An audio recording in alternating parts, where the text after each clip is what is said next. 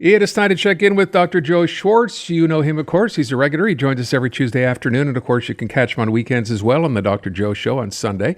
Joe, look, it seemed to me, given what we're going through right now, as far as, the heat is concerned and having to deal with this on a regular, daily basis, there's been a lot of talk, of course, about staying hydrated. So let's talk about the issue, because beyond staying hydrated, it's a matter of what you drink or what best to drink to do it, and almost as importantly, what to avoid. Yeah, it's a very interesting story. And of course, you can't get into this without talking about the so-called 8x8 rule, right? We've been told so many times that we should be consuming about 8-ounce glasses of water a day. Right. And this is all over the place, right? I mean, you mentioned this. Everyone knows about this 8 glasses of water. So, as you may know, I'm a stickler for evidence. So what I did is I searched the scientific literature to see where this comes from. Where is the evidence that we should just make a rule of drinking 8 ounce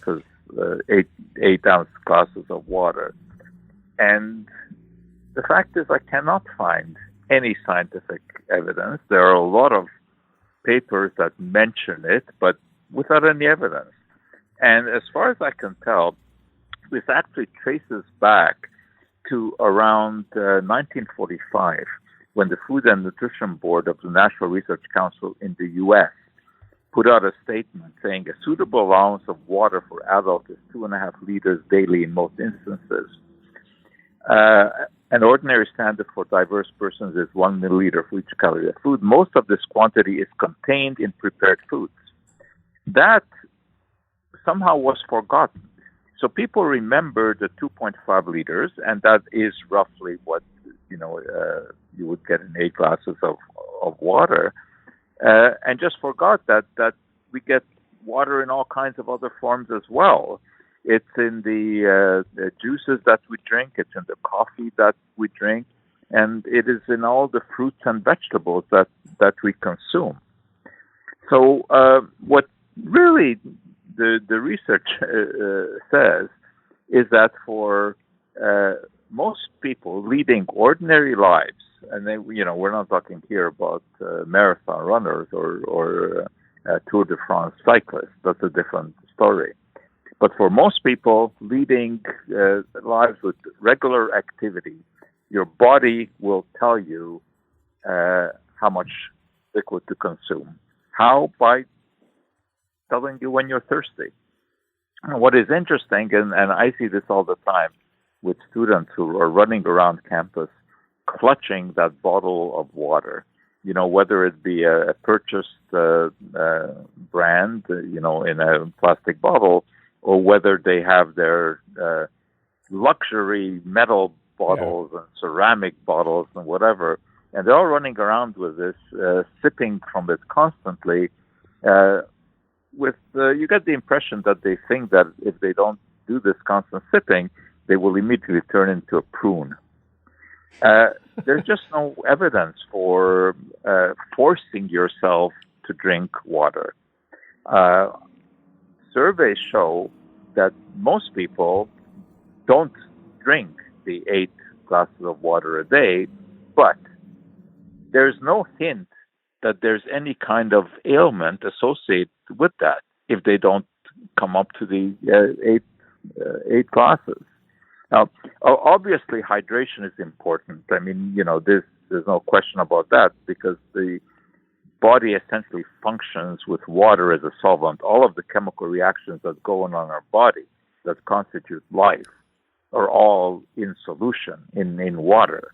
Water is inside our cells. It's inside our, the nerve cells that allow muscular movement, and it's in our brain. Brain has very high concentration of water because of all the chemical reactions. So there's no doubt that we need water.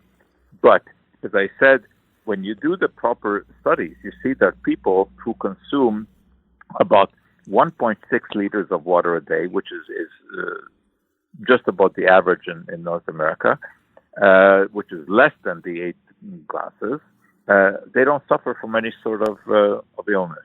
Okay. Listen, I mentioned, though, off the top, so that's all well and good with respect to water and overdoing it. What about things you should avoid that you think are okay and are not? Well, the usual advice that was given is that both alcohol and coffee and caffeine in it will dehydrate you because they cause you to pee more. Right. Actually, the studies show that the amount of liquid that you take in should include coffee and alcohol. Is that while they do have a small diuretic effect, the liquid amount that you're taking in compensates for that. Now, of course, this is not to advocate drinking alcohol because, as we chatted before, I think the detriments of alcohol outweigh the benefits. But in terms of liquid, it does contribute to the total amount that we take in. But then what about like electrolytes and that kind of stuff, like energy drinks? Right. Now, the loss of electrolytes, which of course refers to minerals like sodium, potassium, calcium, which are very important for the functioning of our nervous system, functioning of muscles. And indeed, you will lose electrolytes when you are sweating profusely. But that happens when you're doing extreme exercise, when you are running, especially when you're running in hot water, and you feel the sweat, right? Then you are also losing some electrolytes. And if you ever taste your sweat, while you're exercising, it's salty, right? It tastes salty. Then it benefits to use one of the rehydrating beverages, like the sport beverages, although you don't want to use ones that contain sugar because for obvious reasons. And then there's also the question of which one of these beverages is the best for rehydrating. And there's a classic study that is always quoted about this, which was published a few years ago, where they actually studied this. How do you study this? Well, you study it by measuring the urine output of people and measuring the amount of liquid that they take in. And by calculating the difference, you can calculate how much water is retained in the body.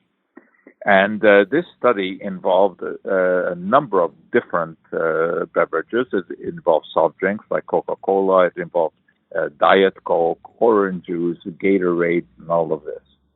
And what they found was that, yes, there was somewhat better rehydration, that is, a bit more water was retained when you were drinking beverages that had electrolytes in it, but it was hardly significant. Okay. It was a couple of percent difference, which for the average person makes absolutely no difference. All right. And now the dairy industry funded a study, and surprise, surprise, it came out that milk and even skim milk are better at rehydrating than water. Yes, there was a little bit more water retained when you drink those, but it's a couple of percent. So in practical, it has no practical significance. All right. Well, we've given you the list of what to drink, what not to drink, what to eat. And yeah, interesting you point out as well, right, Joe? There is water in foods which we completely don't take into account, whether it's, lettuce or cucumbers, whatever else. So consider Absolutely. that too. Right? And right. if you're eating your 7 to 8 servings of fruits and vegetables a day, which I try to push, you're getting a good dose of water there. That's it. We're out of time. Joe, thank you so much. I appreciate it. Thanks, Aaron.